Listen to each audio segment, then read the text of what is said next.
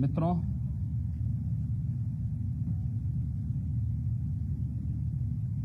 वर्तमान में प्रदेश का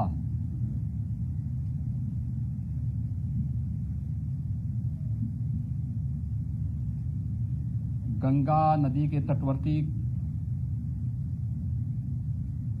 कुछ जनपद बाढ़ से प्रभावित हैं। 24 जनपदों के 600 से अधिक गांवों में बाढ़ का प्रभाव पड़ा है।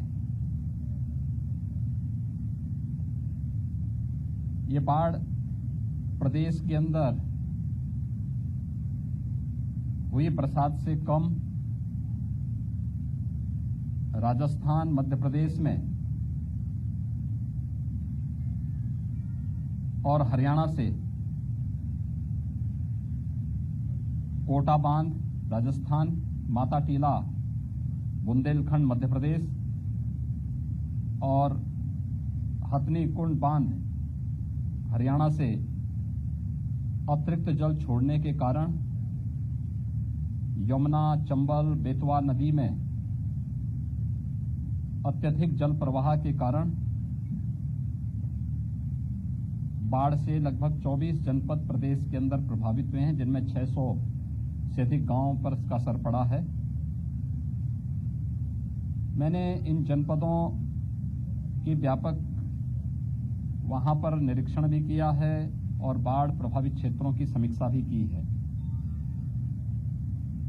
मैं भी हमीरपुर, जालौन, इटावा और औरैया होकर के आया। कल मैं वाराणसी में था। वाराणसी से कल मैंने चंदौली, मिर्जापुर, भदोई इन जनपदों के भी बाढ़ राहत कार्यों की समीक्षा की। आज मैं स्वयं यहां पर गाजीपुर जनपद में आया हूं। गंगा जी के तटवर्ती क्षेत्रों में बाढ़ के कारण लगभग 32 राजस्व गांव प्रभावित हुए हैं। लगभग 1.5 लाख की आबादी कम और ज्यादा इससे प्रभावित हुई है। मैंने अभी बाढ़ पीड़ितों को दी जाने वाली राहत सामग्री का भी निरीक्षण किया और साथ ही साथ जनप्रतिनिधियों के मार्गदर्शन में, उनके नेतृत्व में जिला प्रशासन के द्वारा राहत कार्यों को किए जाने की समीक्षा भी की है। युद्ध स्तर पर कार्य चल रहे हैं। हर प्रभावित गांव में नाव या फिर एसडीआरएफ, एनडीआरएफ या पीएसी की फ्लड यूनिट को लगाने की कार्रवाई पूरी की जा चुकी है। युद्ध स्तर पर राहत कार्य चल रहे हैं। कुछ परिवारों को जहां पर जिनके घरों में पानी घुस चुका है, उन्हें सुरक्षित राहत शिविरों में लाकर के उनके लिए उस प्रकार की राहत सामग्री के साथ साथ फूड पैकेट के वितरण की कार्रवाई भी संपन्न हो रही है। जिला प्रशासन को स्पष्ट निर्देश दिए गए हैं कि हर एक प्रभावित गांव के लिए एक नोडल अधिकारी की तैनाती जो पहले से है उसको और पुख्ता किए जाने की आवश्यकता है। राहत सामग्री पर्याप्त मात्रा में वितरित किए जाने की आवश्यकता है और समय पर किए जाने की आवश्यकता है। इसके अलावा इस बात को ध्यान में रखने की आवश्यकता है कि नदी रात्रि से स्थिर है और अब धीरे धीरे करके पानी घटता हुआ दिखाई दे रहा है। इस समय सतर्कता बरतने की आवश्यकता है।